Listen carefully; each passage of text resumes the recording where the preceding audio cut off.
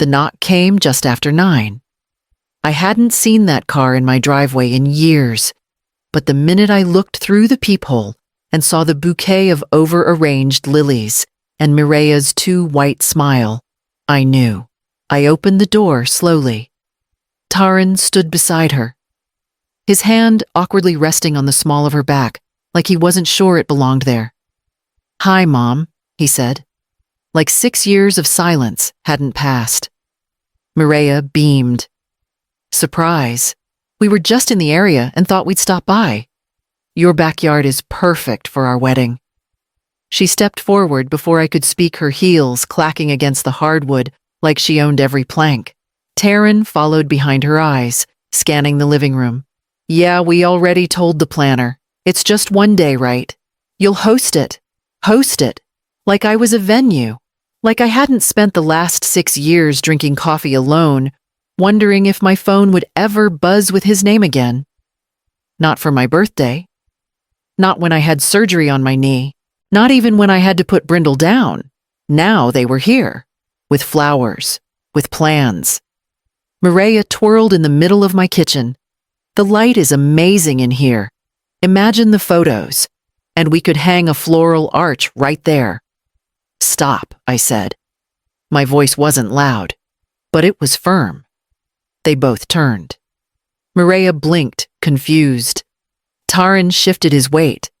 I looked at them, at the son who hadn't called at the woman who once called me clingy for asking if they'd join me for Thanksgiving. "You didn't ask me," I said quietly. Mireya laughed nervously. "Well, it's not a big deal, Selvina. It's not like you're doing anything else." That part was true. I wasn't doing anything else. Not yet. But I would. I would do something they'd never expect. Something that didn't involve folding napkins or setting tables. And it started with saying nothing at all. He hadn't said it in anger. That's what stuck with me most. Taran didn't raise his voice. He didn't cry or plead. He just looked me in the eye back then 6 years ago and said, "Mom, you're dead weight. I need partners." Not guilt and check-ins. Mireya was beside him. Even then, arms folded, silent, like an accomplice who didn't need to get her hands dirty. When they drove off, her window was rolled up. I watched the back of that car until it turned the corner and disappeared. The silence afterward wasn't loud. It was vast. No call when the roof caved in after the storm. I spent that whole night in the kitchen with buckets and towels and a flashlight between my teeth. No one to call. No one who would come. No message when I retired after 37 years. I packed my office in boxes and brought them home alone. Even Brindle seemed to sense the change. He stopped barking at the mailman that week. After that, I shaped my days like they were something tender. Coffee just before sunrise. Watering my herbs with soft humming. Reading the paper front to back, even the classifieds. It was a quiet life. No one interrupted it, not even my own child. Until the phone rang last Tuesday. The voice on the line was cheerful, practiced. "Hi, this is Garden and Grace Floral. We're confirming delivery for the Grammer wedding. 152 chairs, 18 tables, 6 canopies and altar arrangements, all for September 14th. I blinked. "Excuse me. Delivery to 228 Maple Hollow Road. Backyard drop-off." A pause. "Is this not Selvina Grammer?" "It is," I said. "But I never ordered any of that." The silence on their end didn't last long. They apologized, said they'd double-check with the client. But I already knew who it was. The names were no coincidence. The address was no mistake.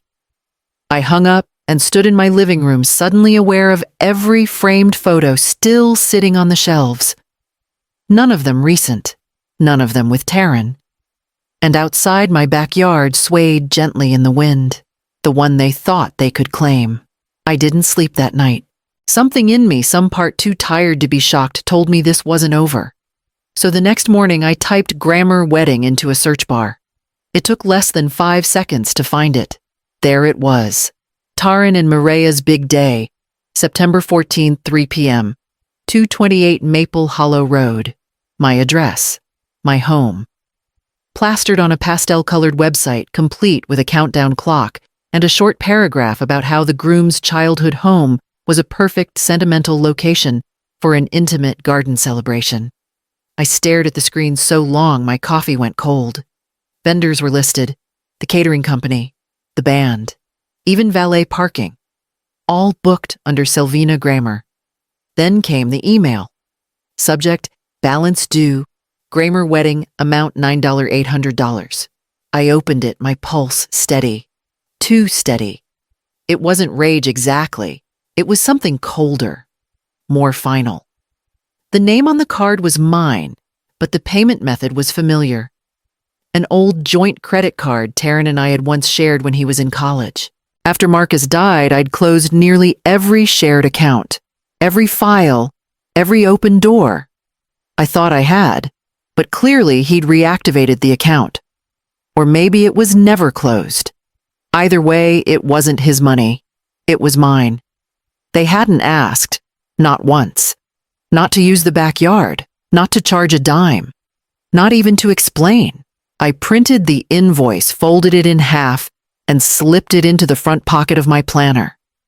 Then I pulled out my old address book, flipped past the names of people who had long since moved or passed on, and stopped at the one name I knew would still answer, Lita.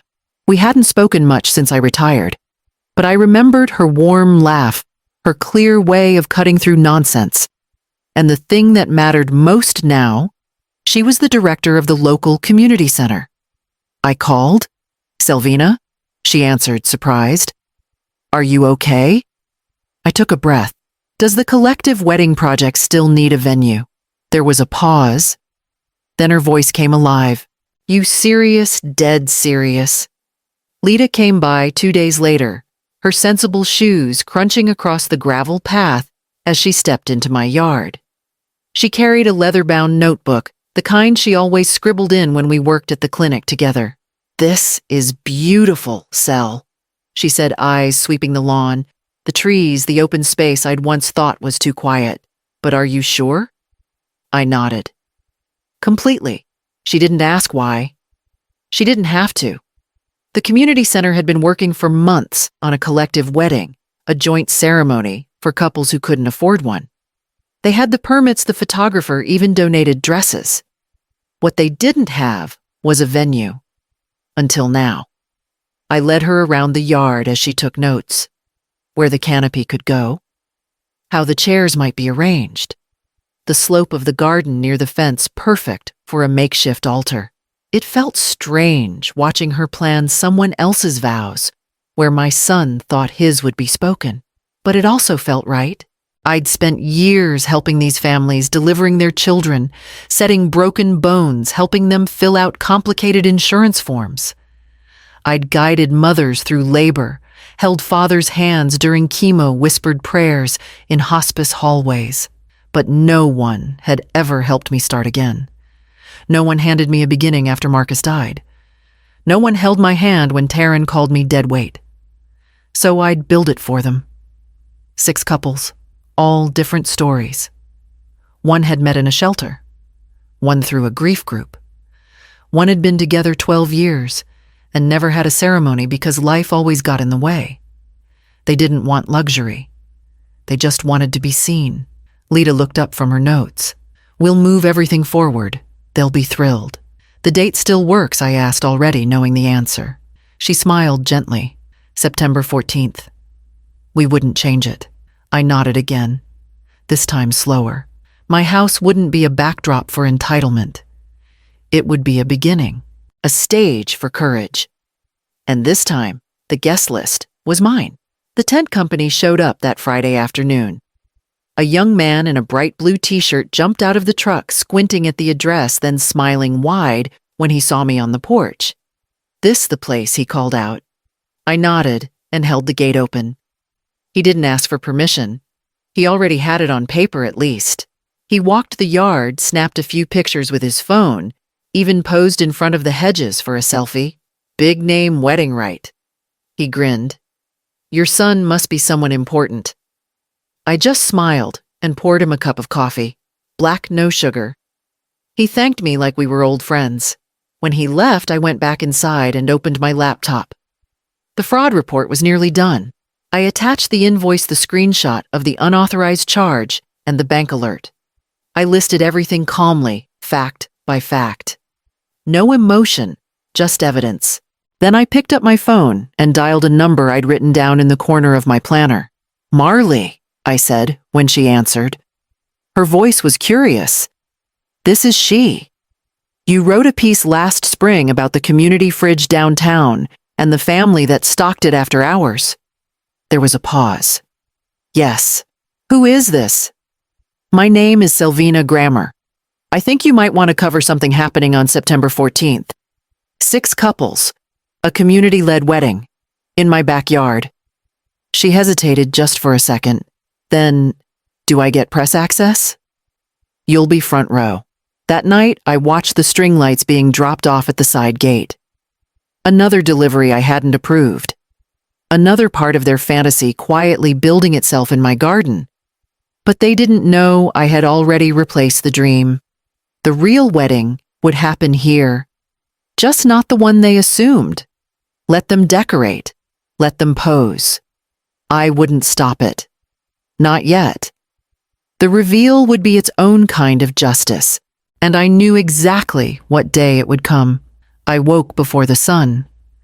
The sky outside was painted soft, and still the lake beyond the trees so calm it looked like glass. I stood at the window for a long while, my hands wrapped around a warm cup of coffee, breathing in the quiet. Inside the house there was a gentle buzz of life. One couple was getting ready in the guest room, another in the garage where mirrors had been hung and string lights woven through the beams. The other 4 had arrived early to help set up, dressed in jeans and old t-shirts, laughing as they unloaded chairs, floral bundles and platters of donated cupcakes. By 10, the scent of baked bread and carnations filled the air. A group of teenagers from the center showed up with folding chairs and began placing them in curved rows beneath the willow tree. Someone started a playlist, joyful, familiar songs humming low beneath the breeze. I stayed inside, letting it unfold. From the kitchen window, I could see the photographer directing one couple to stand beneath the arbor. I saw Lita adjusting a boutonniere. Marley stood off to the side with her notepad and camera already capturing it all. No one needed my hand. That was the beauty of it. This wasn't about me. It was theirs. I had simply offered a space. A beginning. At 2:12 p.m., the sound of tires on gravel cut through the music. I didn't turn right away. I didn't need to. The white SUV stopped near the mailbox. Taran stepped out first, in a tuxedo too crisp for this kind of afternoon. Then Mireia emerged, holding up her lace train with a practiced smile, until she looked ahead. I saw her freeze. The chairs were filled. The string lights were glowing. Food trucks lined the edge of the property. A massive hand-painted banner fluttered in the breeze above the arbor. United in Love, Community Wedding Celebration. Her mouth dropped open. Taran's face went pale, his hands clenching at his sides. They had arrived expecting an audience. But the stage was already full. Mireia didn't wait. She stomped across the grass in her glittering heels, past rows of seated guests and stunned volunteers, her voice slicing through the music. "This is our wedding," she shouted. You knew this was the date I stepped down from the porch, the wooden steps firm beneath my feet.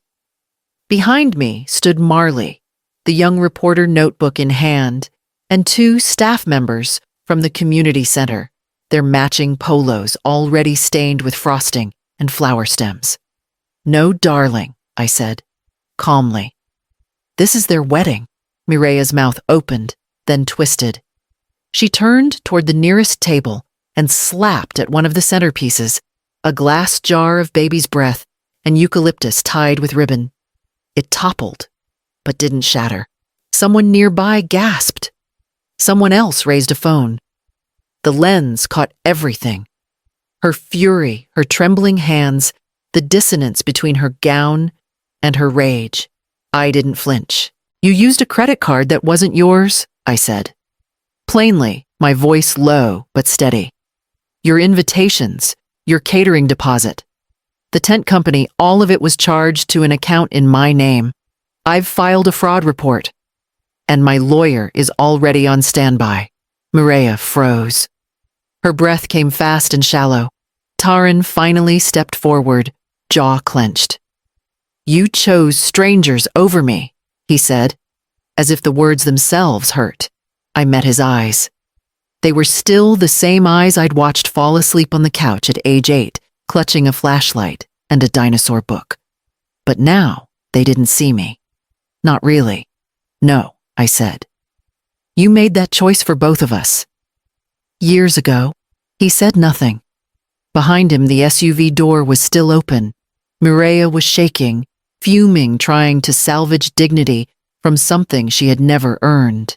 Inside the tent, someone began playing the first notes of a soft, acoustic melody. 6 couples waited beneath the arbor, and I turned toward them, not away.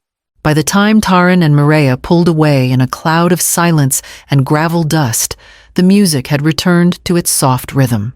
Conversations resumed, hesitant at first, then warm. Plates were passed. Chairs filled again. A little boy, maybe 6, tugged at the hem of my dress. He had missing front teeth and glitter on his cheeks. Miss Selvina, he said, holding up a folded card. I made this for you. The front was scribbled in marker. Thank you for our big day. Inside was a drawing stick, figures under string lights, all smiling. My throat caught. A few minutes later, Jose and Mariel found me. They were still in their ceremony clothes matching pale blue tops and soft gray pants. Both nursing assistants, both quiet kind. Marielle's eyes brimmed as she took my hand. We lost both our moms during COVID, she whispered. We thought we'd never get married. It just never felt right. Jose nodded. This is the first time we've felt seen. Truly seen. I hugged them both. It wasn't the formal kind, it was the kind where you held on a little longer because you understood something without needing to explain it. Behind them, someone started playing an old love song on a guitar. Simple chords full of feeling. I watched one of the brides, the one in the second-hand lace dress and bare feet, spin slowly on the grass, laughing as her new husband watched like she'd hung the stars. The smell of grilled vegetables drifted from the food truck line. Lita handed out lemonade. Someone's aunt passed a basket of cookies she'd baked herself. A woman I didn't know stopped near me balancing a plate and a paper fan. She looked around, then smiled. Whose house is this? She asked. It's perfect. I glanced at the lights strung across the arbor, the footprints in the grass, the banner still rippling in the breeze. Mine, I said simply. For a while longer, I hope. She raised her lemonade to me before moving on. I stood there, watching the sunlight soften across the yard, and realized something I hadn't dared believe in years. This was a wedding worth attending. A week passed. The grass in the backyard had started to recover. Little green blades pushing up through footprints and tire marks. I walked the garden every morning with coffee in hand, listening to the silence that finally felt like mine. Then, on a Thursday afternoon, Georgia sent me a screenshot. It was Mireya's social media page, still public. The caption was vague, moody. Some wounds don't heal. Some betrayals echo forever. Below it, a photo of her standing alone in a white dress on a balcony, looking out over a blurred skyline.